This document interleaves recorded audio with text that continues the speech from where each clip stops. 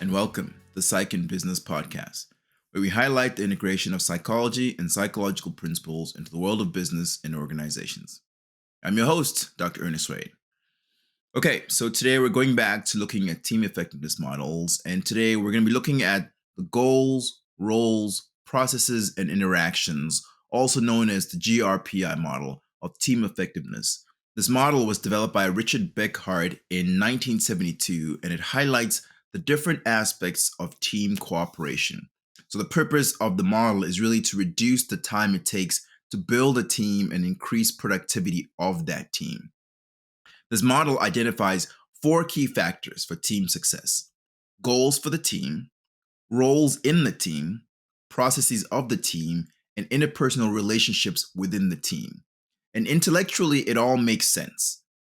It makes sense that a team focuses on setting or understanding their goals first, their core mission that will allow them to establish their priorities and a clear action plan. There's some research that has been done by Tichy that found that 80% of team conflicts are due to unclear goals. And I can appreciate this and have seen that a few times. A team must have a goal, something that everyone works towards.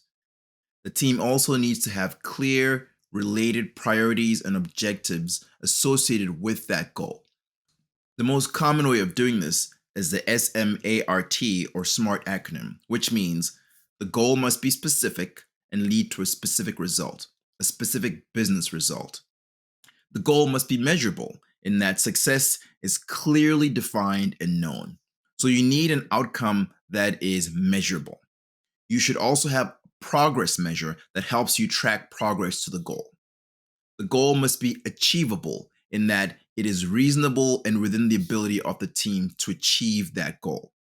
This is where roles and responsibilities is really important, because you have to make sure you have the right skills and abilities on your team to achieve the goal.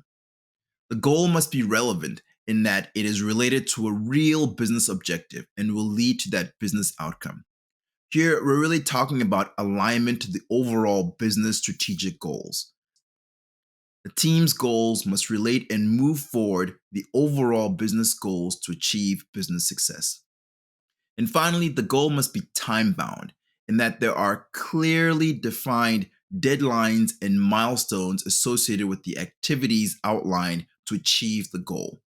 This helps to create a sense of urgency that is needed to help team members work towards achieving the goal. It's just so important for every team to have clear goals at the beginning. If you remember the Tuckman stages of development, which was forming, storming, norming, performing, and adjourning, this is really something that should be happening at that forming stage, right at the beginning of the team's development. When members of a team don't get agreement and don't all agree to or understand the goal, the team goal, it can easily lead to issues ranging from different priorities, different missions, different perceptions and measurements of success, and team dysfunction. I remember one team that I worked with where some members of the team believed that their goal was to make as much money as possible. And other members of the team were focused on providing quality services and engaged employees. Now, the two are not mutually exclusive, but your goals can determine your priority, and that influences how you work to achieve those goals. In this specific situation, it led to challenges on how leadership treated their employees. Some pushed their employees to work as hard and as fast as possible, while other leaders focused on giving them the time to ensure that they could do a good job. And this caused a lot of tension in the leadership group. Now, once you've agreed on the goals and have identified the work that's to be done, you need to know who is going to do that. So the next dimension is roles. You can split roles into 3 sections. The first one is authority. What is the authority associated with each role? What is the framework in which a person can fulfill this role? What are the boundaries, and what is their level of freedom in this role within those boundaries? To make decisions, to express individual artistic choices, to act independently, to lead if the role is a leadership role.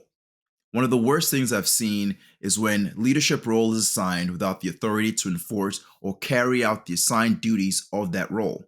Are you really in charge if you have a title but can't enforce or hold people accountable? What good is the title then? I've seen this happen a lot, actually, in equal partnership organizations.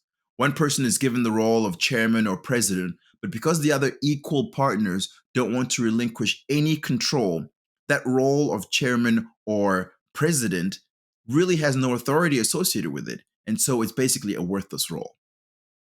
The next section is responsibility. You need to be accountable for the deliverables and expectations associated with the role. The quality, the quantity, and the output for roles need to be clearly understood and agreed to. The next section is tasks. What specific activity is required of the role? Who has the skill and the ability to accomplish the task associated with the role? It is crucial that each team member understand and agrees to their and others' task assignments. Everyone must know what they have to do individually and as a team to lead to team success. Interestingly, I found some research studies that have shown that the roles is actually the most important factor that contributes to team success. So, this research suggests that if teams don't have clear roles defined, it will lead to challenges in inefficiency and timely task accomplishments. The next dimension in the model is processes. Processes are essential when you have multiple people involved or engage in accomplishment of a unified goal.